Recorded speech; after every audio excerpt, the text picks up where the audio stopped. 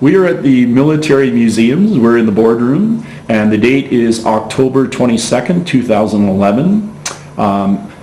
James Baldwin and Karen Cooner are the interviewers. They are both Military Museum volunteers. Today we are interviewing Edward Bryce Chase. And first we're going to ask you, Bryce, can you give us your full name and maybe when you were born and where you were born? Yes.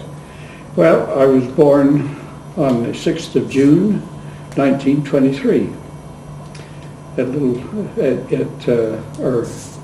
General Hospital in North Battleford, Saskatchewan.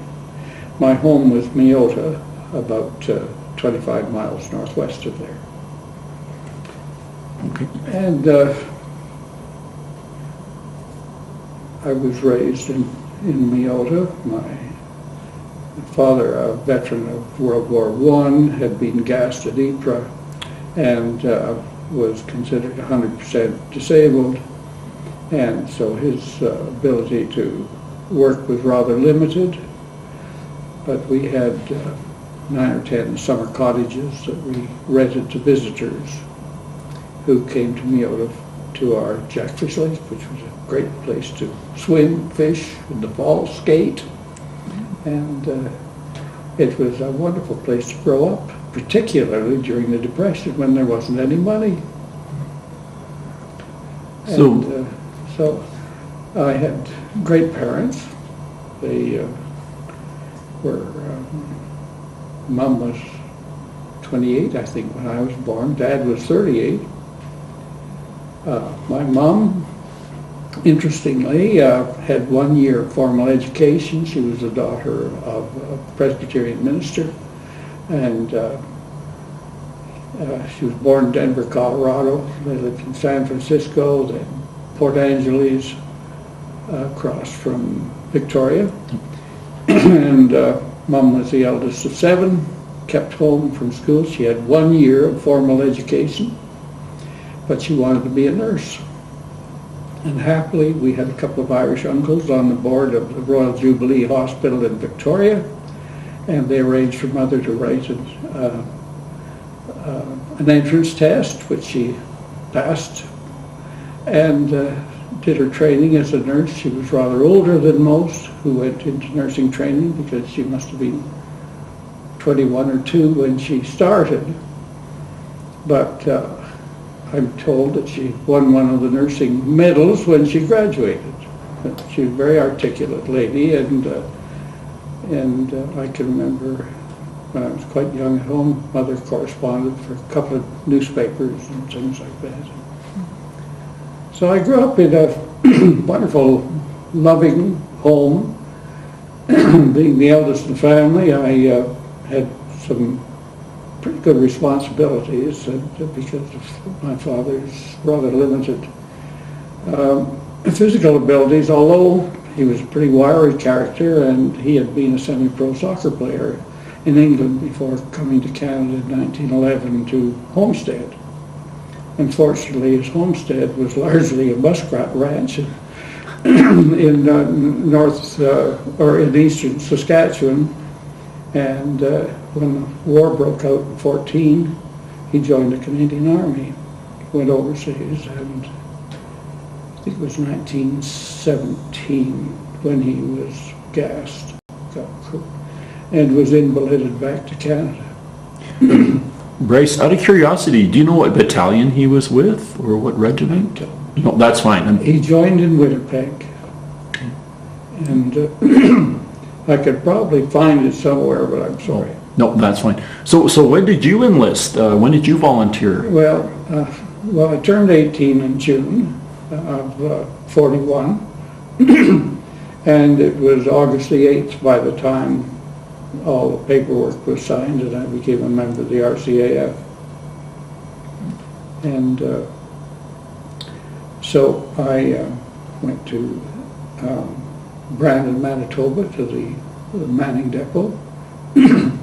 Went to Paulson, Manitoba to do general duties and to a holding unit for untrained aircrew. To Moose Jaw, where I did guard duty. And I don't know whether I should tell you after. But a couple of incidents there. Well, if they're funny, go ahead and Feel tell free to us. tell us now. We paraded around the fence, and we were guarding moose jaw in December in 41 and January 42. Now, the likelihood of an assault on the base was pretty unlikely, so the weather was terribly cold. So often we took refuge in one of the hangar furnace rooms. And I shan't forget one night when the sergeant of the guard came out looking for me. And mercifully I sensed, as has happened in my life several times, I sensed that I better be doing something. I looked out and there he was going down my patrol area in front of the hangars. And I nipped out behind him, got in step with him, taking steps about half again as long as his, and by the time he got down to my post box, I had caught him and I yelled, "Halt, who goes there?" And he went straight up and never ever appeared out looking for us after that. One other highlight was, this was an RAF station, and one night there was a chap coming back to the base, a little inebriated, too late to go through the guardhouse without getting into trouble. So he was trying to climb over the fence, and this was one of the standard fences with barbed wire at the top that went outwards, that made it rather difficult. So I put my rifle through the fence, and I was able to hold it firmly enough so that he could get over without catching himself. And that I felt was probably my most important duty. And during that, mercifully nobody found out. But anyway, you know. So anyway, from Moose Jaw, I went to Saskatoon and did tarmac duties. We swept hangars and things like that. And we were so long getting into training that we nominated probably the mildest fellow in our crew, or the only guy who was sucker enough to do it. And he went to see the CO to complain about the fact that we'd been on 3 or 4 different places waiting to go into training. And by golly, the CO sent us all on leave. When we came back, we went to the initial training school in Saskatoon and started our pre-flight training. And that lasted 8 weeks. And then we had to wait in the theater of what is now the normal school in Saskatoon, or what was the normal school, I should say. They don't do teacher training there now. Anyway, all day when they were selecting people, telling them whether they were going to be navigators, pilots, or wireless air gunners, or straight air gunners, we sat in the theater, and the tension got so great that we couldn't even sit next to each other. And at 5 o'clock, someone came in. There were 8 of us still not interviewed, and announced that we would go for pilot training. What a relief. So then off we went to the elementary flying training school in Edmonton, where we flew Tiger Moths, little twin engine, wonderful little aircraft. And there I had the most wonderful flying instructor in the world. His name was, oh dear,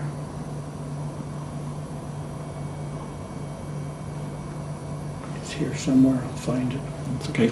Anyway, and without him I'd never have made it, because every time we did instrument flying, this was, let's see, April, May and June, and it was very turbulent, and the Tiger Moths bounced around, and every time under the hood, you know, just flying on the instruments, I got airsick. And at one point I would say, "You have control," and I'd open up the coop top and get rid of my last meal, and then back under the hood and said, "I have control." And Can I just John ask- Moon was my instructor. And John said, he said, "You know, when you're in charge of an airplane, you'll never get sick."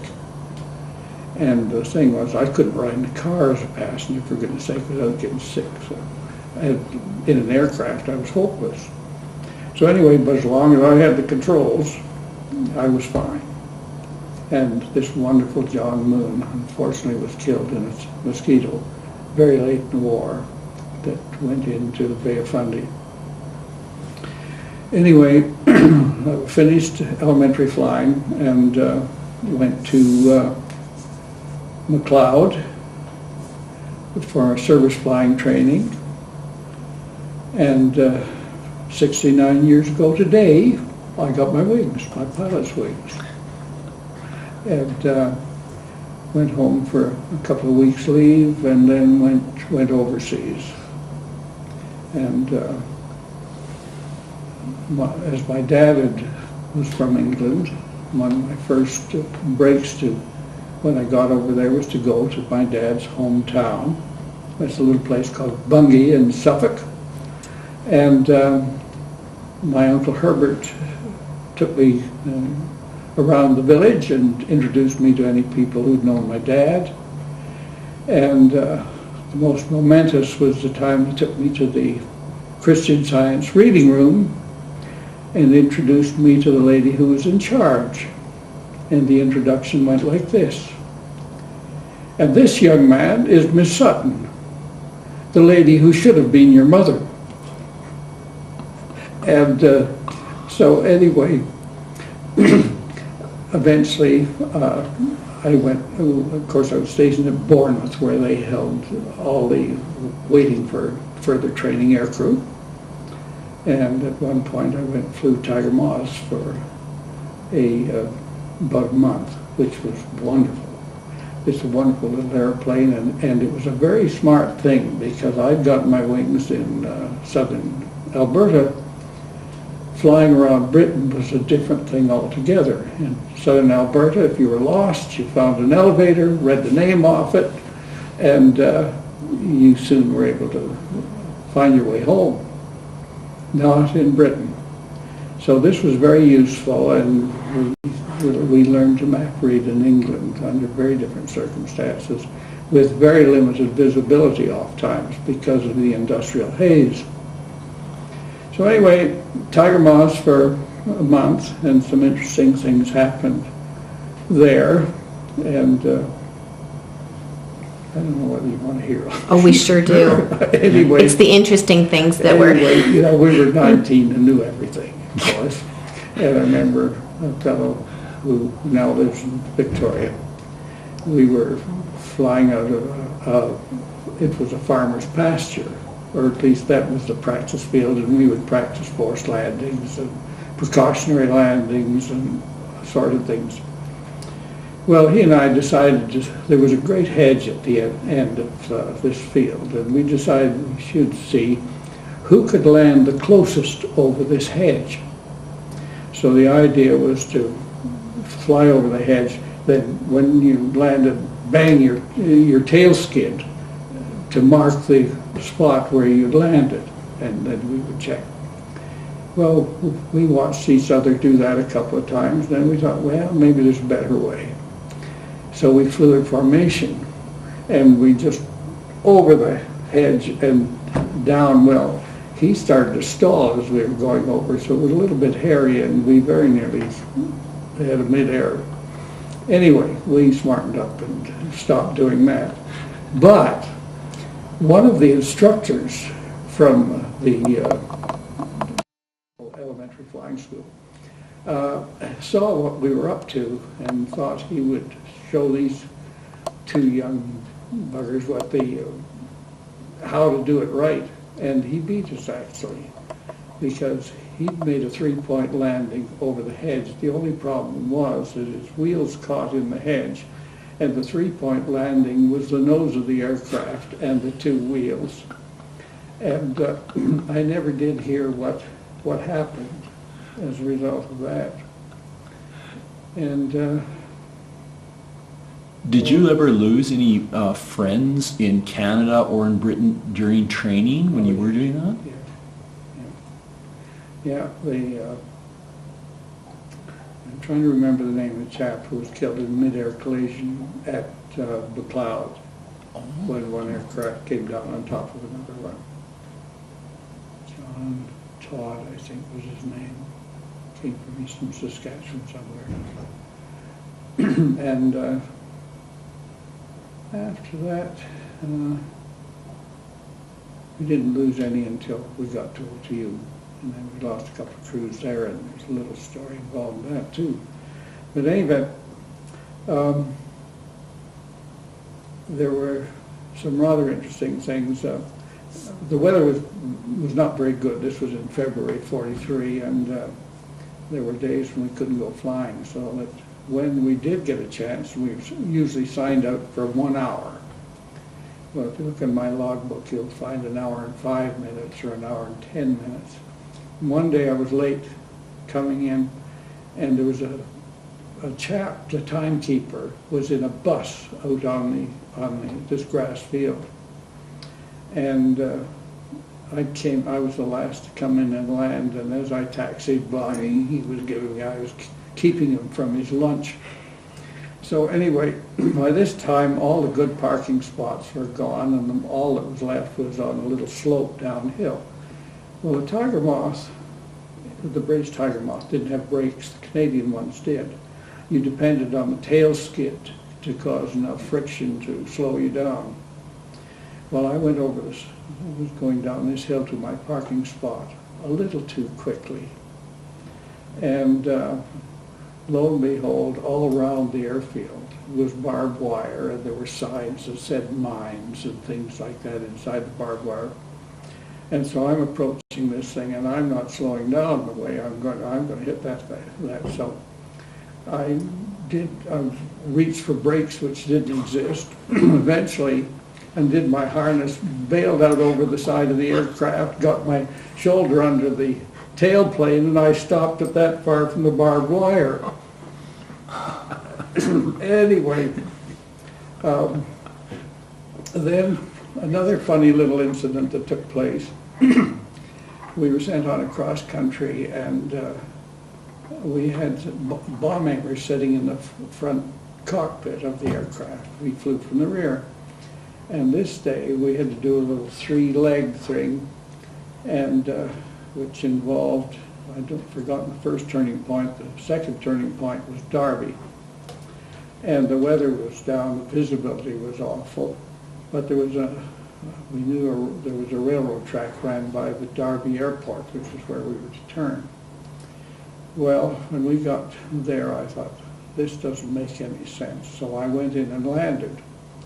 And I found that 2 more from Anstey, this little station we were at, had also landed. So we got together and decided we would call the base and say, I think you better send somebody over here to lead us back to Anstey, because the visibility was very low.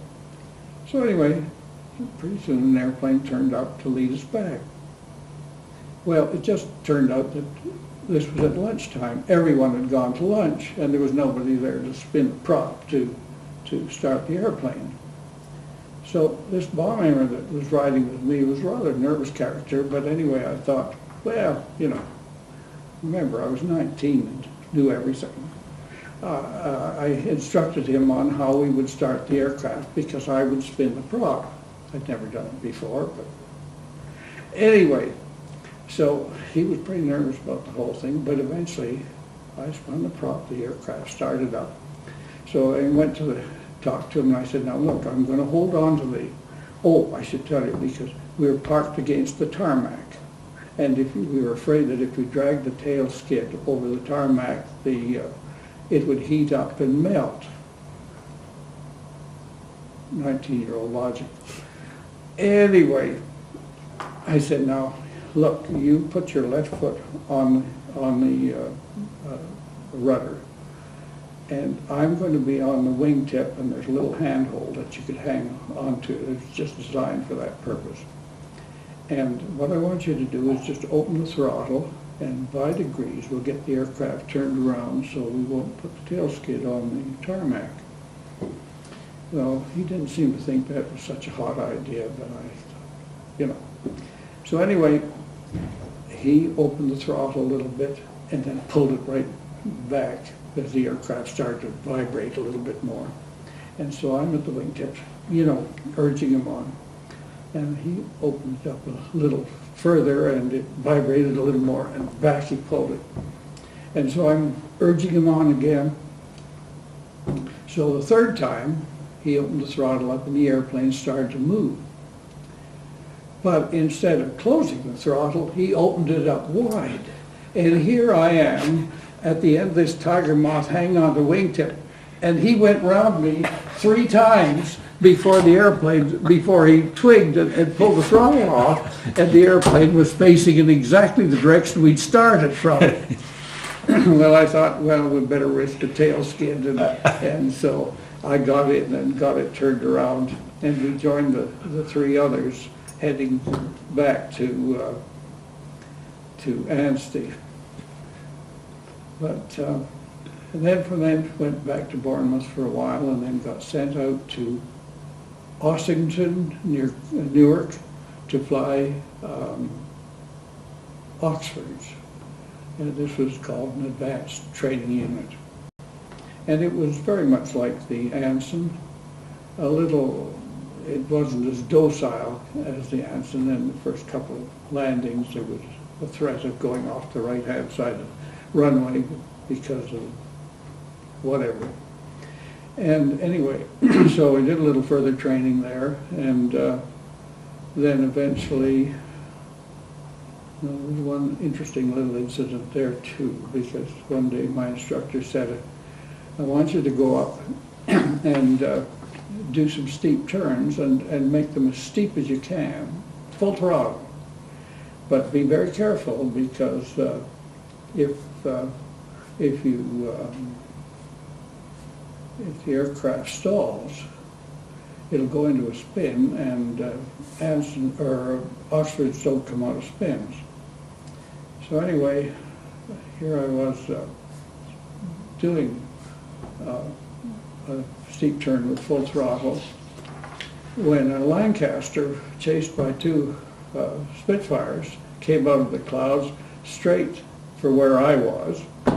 And when I pulled back to go over top and missed the Lanc, the aircraft stalled and I spun. Well, it was at about 3,000 feet, so I had some room to do things, but I tried to get out of the seat of the aircraft, and centrifugal force held me there. So I thought, well, this isn't going to work. So in Tiger Moths, what you do is you close the throttles, stuff the nose down if you've got some control, get some speed up, and when you get control, you come out of the spin. Well, it worked. You get pretty close to ground when it happened, but my instructor was quite surprised to hear that such a thing could happen, you know. So anyway, from there we went to a place called Coningsby, and we took a beam approach course where by listening to the oral signals on the beam, you could bring yourself around, and there were sufficient signals to let you know when you were over the edge of the airfield and land. And I was quite surprised. We flew in some terrible weather, and you could do it.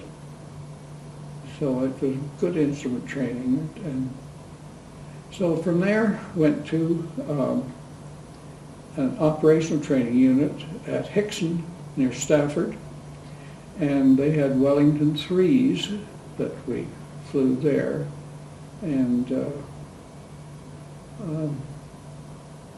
you know, they were much bigger than we'd ever flown before, but flying, you know, it was not that difficult. It was a good airplane. Had an engine run away on my first night flying, but we had I had a very competent instructor with me, and he had control of things, I was much impressed, to be honest with you.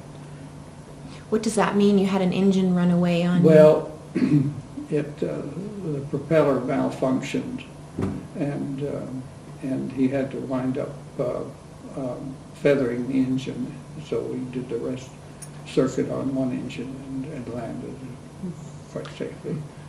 Bryce, can I go back to something to clarify? Yeah. When you were on your other flight, you said, and you're flying the Oxford, you said a Lancaster came out and was being chased by, was it 2 Spitfires? 2 Spitfires. They were doing fighter affiliation practice. I'm sorry. Oh, no, don't be sorry. That's good. Yeah. No, I thought that's what they were doing. Yes. And there was some low cloud, and they came out of it well, it was broken cloud, actually. And they came up right in front of me. Did you lose anyone in the flying those Oxfords then, if they were tricky? We didn't lose anybody there. Oh, No. It was only a little tricky on landing. oh, all right. And after you screwed up a couple of times, you usually got it straight, got it right. Okay. So Bryce, how did you get from Canada to England? Well, after my wings parade, I got 2 weeks at home for embarkation leave, and then trained down to Halifax. And then one day we thought, we were told to round up all our stuff. We were marched down to the train. And the train took us down to New York, and we got on the Queen Elizabeth with about 14,000 others. And on the trip over, there were always the rumors of, U-boats and things like that. And, it was about 5 days or 4.5 days, and it was really, we knew not of nothing untoward. However, not too many years ago, I was watching a TV program where they interviewed a German ex-U-boat captain. And they were talking about these big liners that were used as troop transports, most of them faster than Navy ships. And the Queen Elizabeth, of course, was one of them. And this U-boat captain reckoned he got 3 torpedoes off at the Queen Elizabeth. And it just happened when the time when I was on it. And he thought he'd gotten hit because one of his torpedoes exploded. But it must have hit some flotsam in the water. And so he did this. And it's the story of my life. If anything good was going to happen, it usually happened to me. So there. Yeah. So you had no escorts because it was a fast ship, is That's that correct? right. Yeah. Okay. We had aircraft following us out for a while, and then aircraft followed us in, when we got over the other side, and we landed at Liverpool. So you said, No, I lied, at, just outside of Glasgow. oh, you said there was 14,000? Like, what was the makeup of that? Were they all Canadian? Were they? No, there were a lot of American American. troops. Yeah. But probably more American troops than Canadians on board the ship. We got 2 meals a day and cabins that were designed for 2. I think they put 12 of us in because we were in on bunks that were 3 or 4 high. And it was pretty packed. We got 2 meals a day. Did you get much deck time or up top? Oh, yeah, there was no reason. There were no restrictions on going up. Not that I recall, anyway. It was a while ago. Okay. So we landed at Gurrock and then took the train from there down to Bournemouth, where the aircrew holding unit was. So, Funny little thing happened there that might be worth mentioning. When I, not long, let's see, I got there in November. I wanted to go to Northern Ireland to visit some relatives, and but at Christmas time. But they were only allowing people from Northern Ireland to use the travel facilities because so many wanted to go home. So anyway, just after Christmas, I went up to West Hartlepool to visit some relatives who lived there, and I had to change trains in York on the way back. And it was a weekend, and there were so many people getting on the train, I could not force my way onto the train. And while I'm pushing and shoving and trying to get in, someone tapped me on the shoulder, and it was the railway transport officer who said, look, there's another train in 3 hours or something like that. I'll sign your leave pass in case you're going to be AWOL when you get back to Bournemouth. So that's what happened.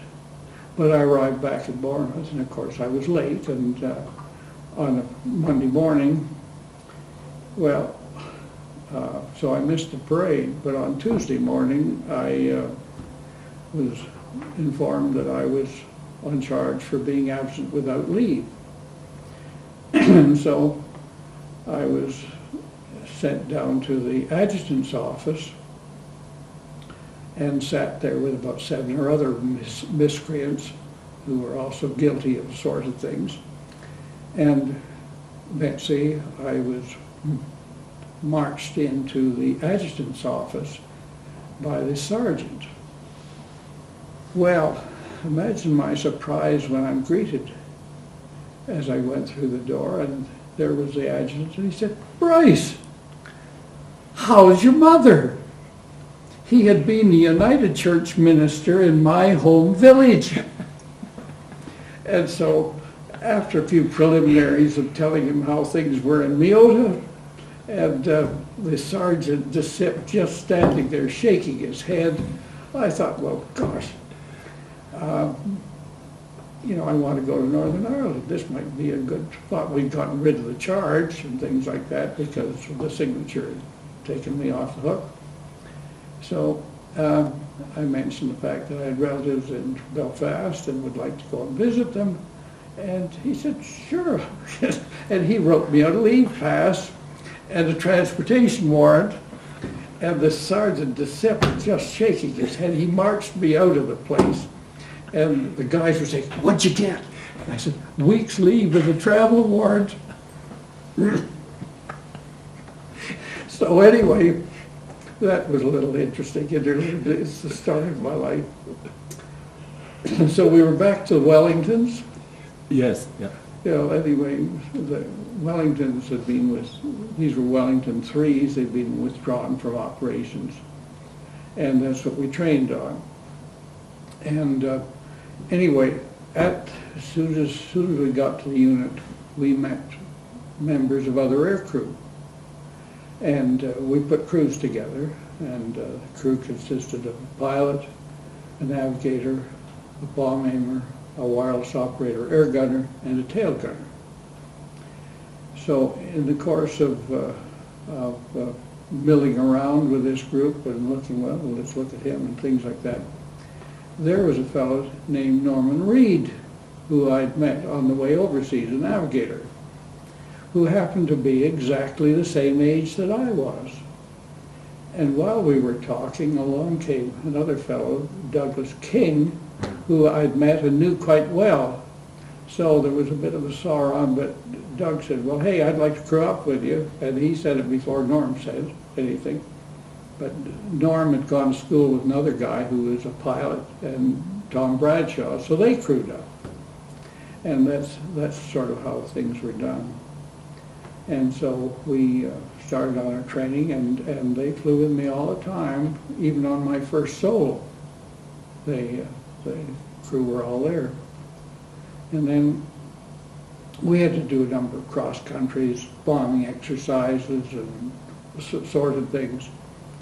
And the weather was pretty grim, and we got behind in our bombing exercises. And so one day the OC Flying said, look, you get up there and you get those bombs dropped. You're way behind.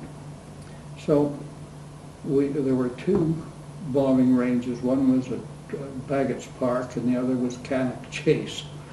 And so what we did was we went to Cannock Chase first, and we dropped a couple practice bombs, and the weather clamped down, so we went over to Baggett's Park and dropped a couple there, and then we were back and forth. And it started to get dark. And so we were coming up, it was Baggett's Park, I think, and my bomb aimer just didn't see that the bombing range was closed because they were putting flares out on the target. Well, I don't know, I was listening to his direction, so he must have thought, oh, well, that's better, we can find it. The only problem was that while we were dropping these 11.5-pound practice bombs, there was a poor armorer on the ground lighting the flares in the target, and apparently we put one of the flares out behind him while he was standing on the target. So I got an invitation from the OC Flying to go down to the control tower every hour on the hour for a week to sign my name in the book as doing some recompense for my sins. Of course, I didn't know anything about it, but the pilot was responsible for everything that went wrong. Unfortunately, we had a couple of casualties. One crew of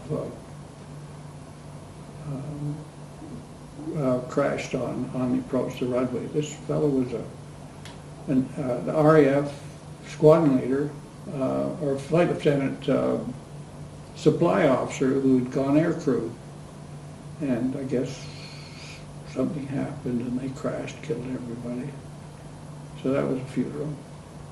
Then later on, there was a joint exercise between our unit and another, and there were 4 aircraft to go out over the North Sea and to a point up halfway between England and Norway, and then come back. And then we had to do a photo exercise.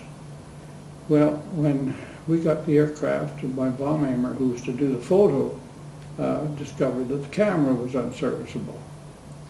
And so we were delayed getting off, so there were only 3 airplanes went out. Well, wouldn't you know, the 3 got jumped by some Ju-88s and all shot down. And we didn't know anything about this until we got back, except we saw the wreckage of one floating in the water. And reported that, but we didn't know any more about it. We thought it was somebody coming back from a raid or something, and the airplane had just floated. So we lost 2 crews. We started with 16, so that took us down to 14. We finished our training. The final trip was what they called a nickel raid, and that's where they sent us over France with some leaflets. It was part of the propaganda war, and so it was on the trip, and the first time I'd ever been fired at by tracer ammunition, and my first comment was, "Ooh, look at the fireworks!" Up comes these things with you could see them. And then one went, I swear, went between me and the port engine, and I soon got into a corkscrew to try and avoid that. So anyway, we dropped our leaflets, and on the way back, we were steaming along quite nicely when the tail gunner yelled, "The blue beam!" And this was a radar beam, and ordinarily, it would be on the aircraft, and then the searchlights came on, and then all the anti-aircraft in the world came up. Well, as soon as he yelled the blue beam, I stuffed the nose down, opened the throttles, went out to the side, and they didn't get us.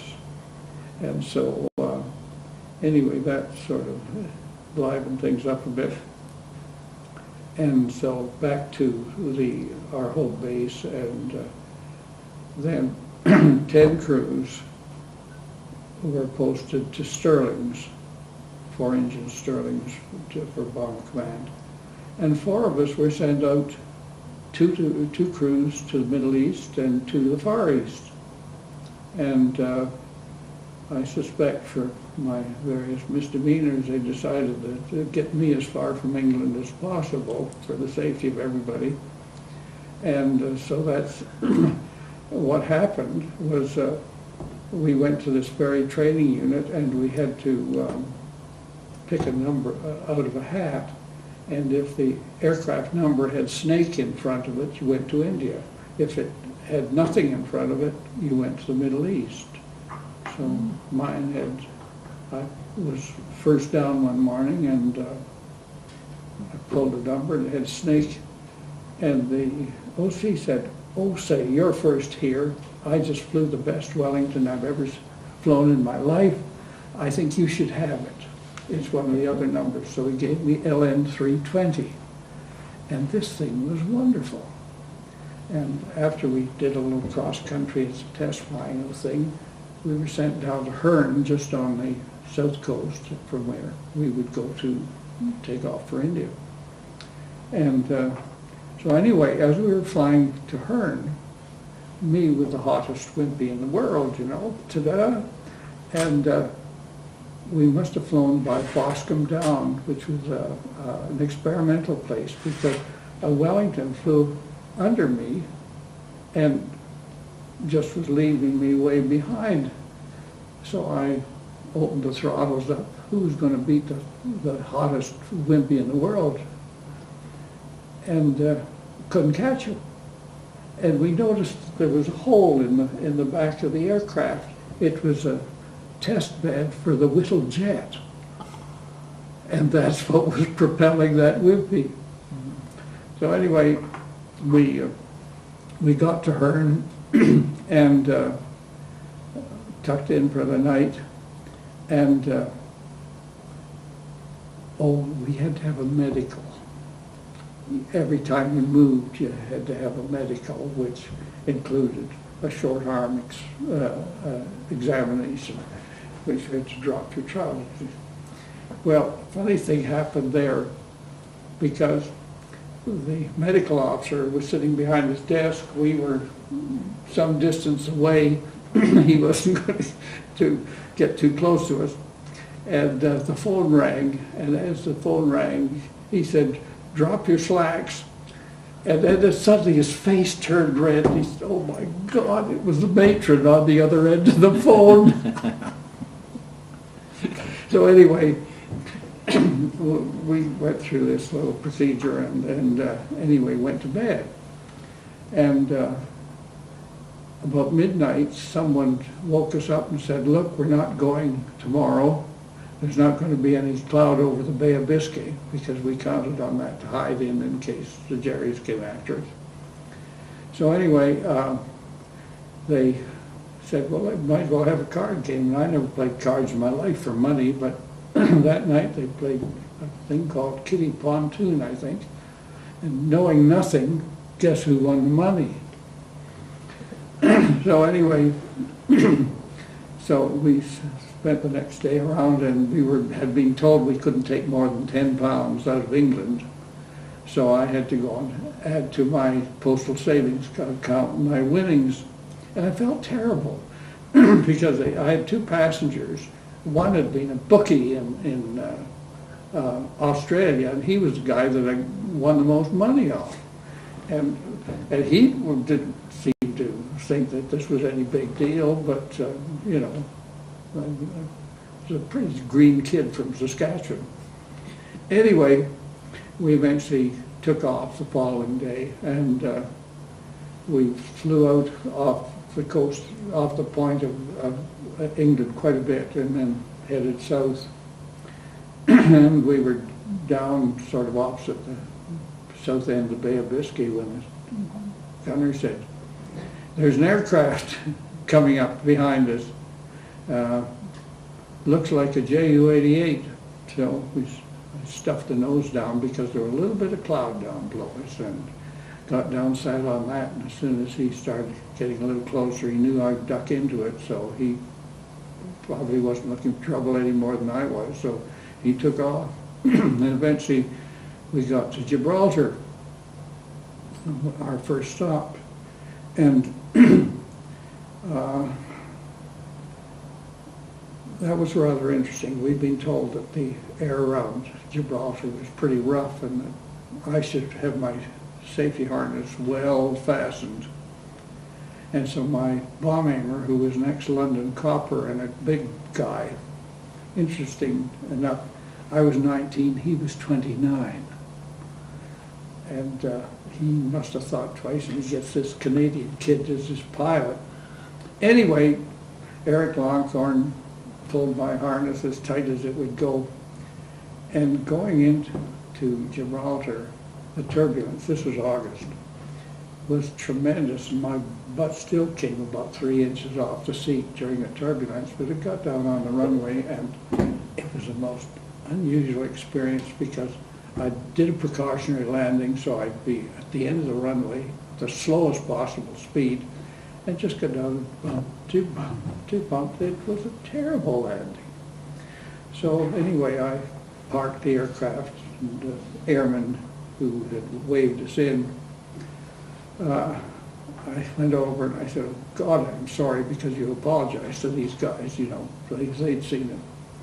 He said, "Hey, that was a good landing. Watch the next one." Well, the next one was something else. And then while we were standing there, a Hudson came in and parked alongside of us. And out of it came a guy from Wilkie, Saskatchewan, whose folks used to come up and stay in one of my dad's summer cottages. So anyway, we stopped at Jib for a little while, got some more gas. They changed some filters on the engines, and we went out of the Straits of Gibraltar and down to Casablanca, turned in, and landed at an airfield called Ras El Mar near Fez in French Morocco. Well, we were there for 2 or 3 days, and we went into Fez, and we rented a gharry, which was a horse-drawn thing, and the whole crew in the back of this thing pulled by a team of horses. And we were going through some of the narrow streets in Fez when all of a sudden the driver pulled the horses up short. And why? Because a young lady had come out on a balcony and lifted up her skirt, and little archipelago practically went across the street in front of us. It was a bit of an eye-opener, you know, for the prairie kid. Anyway, there were a number of other things that won't be mentioned. And so the next day, we'd heard there was a what do you call the ponds in the desert? Oasis? An oasis that was only about a mile away from the camp. And I'm not sure you want to get this on the machine, but anyway. You can wipe it anyway. Anyway, the guards on this airfield were Senegalese troops, and they were all about 6'9" and very thin. Well, of course, the three of us went to swim in the oasis, and skinny dipped, of course. And when we came out, those possessions that we had were markedly reduced by the cold water. And this Senegalese trooper looked at us, pointed, and then pointed at it himself, displayed what he had. And then he stood up sideways and took his instrument, and so help me, it stuck out that far behind the cheeks of his bum. So, you know, we were impressed. So anyway, however, the next day they got our airplane ready for us, and we flew to Castel Benito in Tripoli, just outside Tripoli. Anyway, that was in Libya. Anyway, so we were there overnight, and although we had an interesting thing too, then we caught a ride into the, so we could have a swim in the Mediterranean.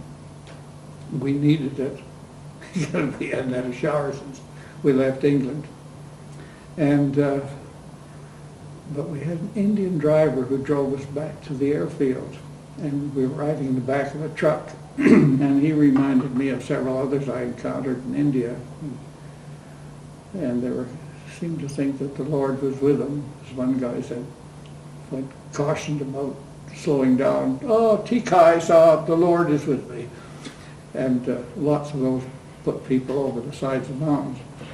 Anyway, we got back to the base after this ride, and the next morning we headed out for Cairo West. Unfortunately, just before leaving England, I banged some skin off my head and it developed a boil. So just after we got airborne, I was feeling terrible. But I'd given my navigator and bomb aimer a chance to fly the airplane several times. So I think the bomb aimer flew it from there to Cairo West, and I came off the rest spot where he ordinarily spent his time and took over and made a very bad landing. And when they picked us up, they dropped me off at the hospital. So anyway, I was there for a couple of days. And then we took off from there to go to Lydda, just outside of Tel Aviv. And unfortunately, on landing, the batteries in the aircraft, for some reason or other, blew up. So we had to go back to Cairo West, just outside of Cairo, to get that fixed.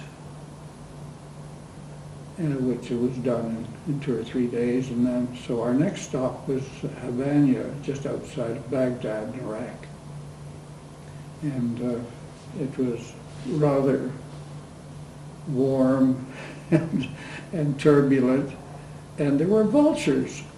And they're a rather frightening thing to encounter, and so we were up around 13,000 feet, and we still had the odd vulture around us. Anyway, when we approached Baghdad, somebody suggested, let's see how fast this airplane will go. And so, in 19. So we stuffed the nose down, opened the throttles up, and it got the darn thing up to 320 miles an hour. I don't know that one ever flew faster than that. And that was fine until I wanted to, we started at 13,000 feet. I was probably down to 9, and decided that that was fast enough, and so I tried to pull it out of it. Nothing. Closed the throttles. Nothing. Bomb aimer, navigator, we hooked gas mask strap around the control tower, 3 of us pulling, nothing. We're still going. So I thought, well, better do something different, so I put a little bit of a bank on the aircraft. I still had that control, and by golly, it started to slow down. So by the time we were down to about 4,000 feet, we were under control again. So we went in and landed, and the Dhobi Walla, the laundryman, came around to see if we had any clothes to be laundered, and we certainly did, because we all of us stunk to high heaven. But we only had one uniform, and we said, well, we have to go tomorrow. And the Dhobi Walla said, well, I'll have your clothes back in half an hour. He took the clothes of 7 of us, and actually they weren't back until 35 minutes later, washed and pressed. So anyway, we were impressed. So next morning we took off for Bahrain in the Persian Gulf, and incidentally, the temperature was 127 at Baghdad that day, Fahrenheit. Did anybody ever hit a vulture? When I was on testing airplanes, one of our guys hit one with a mosquito, and it just took the wing off, and the pilot and the engineering officer were both killed. Can I ask, when you're doing these long flights, are you totally by yourself? Are you Yes. saying more than one, just one aircraft? Just one aircraft. And you're keeping in touch with radio ahead, or like do you have any? Oh, no, the wireless operator's in contact with the appropriate radio stations, yes. Okay. And I had the best wireless operator, air gunner in the RAF, I think. He went on after we got to Britain, or to India, where our crews were broken up, and he did 2 tours and got a DFC. And a wonderful guy, Brit. Anyway, let's see, we're at Bahrain, and it's an interesting airstrip. There was no part of that island that was, we were told, was more than 36 inches above sea level. This strip was a sand strip, or, well, it was just an open airfield, actually. And it was just as smooth as silk. And we parked our airplanes on some hard stands, you know, so they wouldn't sink in the sand. And so we spent the day, our time, as long as we could, at a swimming pool that had a thatched roof over it, because we'd have gotten badly burned if we hadn't had the shelter. So the next day we were leaving, and there was a bullfighter taxiing out in front of me, and we didn't want to spend too much time in any one spot because this sand, and it was wet from capillary action of the water table was so close. Anyway, he lost an engine taxiing out, and I was too close to him, and I couldn't get round him. So I had to wait till he got the engine going. In the meantime, we started to sink in the sand. So anyway, he eventually got going, and I got us unstuck. And but there was a Beaufort torpedo bomber that was taxiing behind me, and he was too close to me, really. Anyway, he got his tail wheel stuck where my main plane had been, or my main wheel had been, and it damaged his aircraft. The poor guy was stuck at Bahrain for a time. But one of the things they gave us, they gave me some stuff to deliver to a place in the desert, Sharjah, which is an airfield in the desert on the tip of Arabia. And I had 2 boxes of silver rupees. I had 8,000 rupees. There was 4,000 in each box, and that was to pay the mostly Arabs who were employed at Sharjah. And it was interesting. There was an old fort, and guards on this fort were desert Arabs. The tallest guys I ever saw with the longest rifles and scimitars hanging off their belts and things like that. The fiercest looking characters you ever saw. And I was sometime getting some service because I'd also brought the mail. And so refueling took a little bit of time. Eventually it got me done, and I had a passenger for a place called Jiwani on the northwest frontier. So we had to drop him off there, and then eventually we wound up in Karachi. And that's where we spent several days. And 2 days later, we all had the screamers from whatever water, and my poor old bomb aimer had amoebic dysentery, and we had to leave him behind. But everybody got sick, and I don't think my stomach settled down for the first 6 months I was out there. So can you define screamers for other people who might not know who that is, what that is? I mean, Diarrhea. it's diarrhea, yeah. What happened to the poor bomb aimer? Did anybody Well, come back and get him? Well, he joined us about 10 or 12 days later. He lost a lot of weight, and but he was a big fellow, so he had a good head start.